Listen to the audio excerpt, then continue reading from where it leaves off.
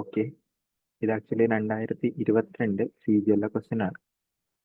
Previous year question ആണ്. ഇതിനകത്ത് പറയുന്നത് if a square plus b square plus c square minus 1024 divided by a b minus b c minus c എന്ന് പറയുമ്പോൾ -2 എന്ന് പറഞ്ഞ് തന്നിട്ടുണ്ട്. എന്നിട്ട് എ പ്ലസ് ബി എന്ന് പറയുമ്പോൾ 5C എന്ന് പറഞ്ഞ് തന്നിട്ടുണ്ട്. സിന്റെ വാല്യൂ കണ്ടുപിടിക്കാനാണ് പറഞ്ഞത്. ഓക്കെ, ഇവിടെ 2ന്റെ പവർ ഉണ്ട്, 2ന്റെ പവർ 10 ആണ്, ഇവിടെ -2 ആണ്.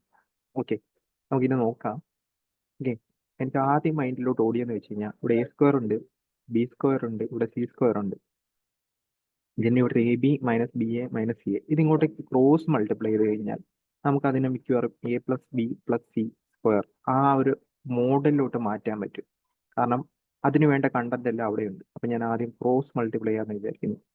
A square plus b square plus c square, അത് 2ന്റെ പവർ 10 ആണ്. ഞാൻ അപ്പോൾ അത് അങ്ങനെ റെപ്രസെന്റ് ചെയ്യാൻ തീരുമാനിച്ചു.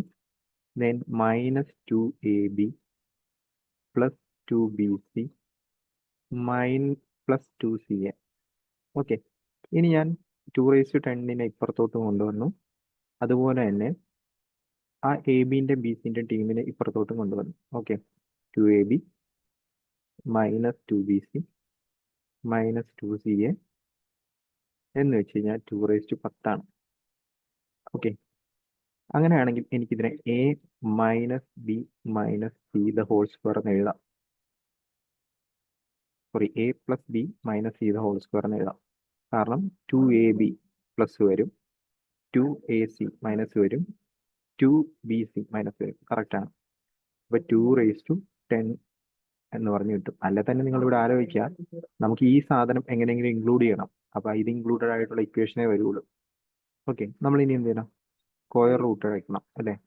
സ്ക്വയർ റൂട്ട് എടുക്കണം. സ്ക്വയർ റൂട്ട് എടുക്കുമ്പോൾ ഇവിടെ /2 ചെയ്താൽ മതി. 2⁻5 എന്ന് പറഞ്ഞു തരും. Okay, A plus b plus C നമുക്കറിയാം 5c ആണെന്ന് ക്വസ്റ്റിൽ പറഞ്ഞിട്ടുണ്ട്.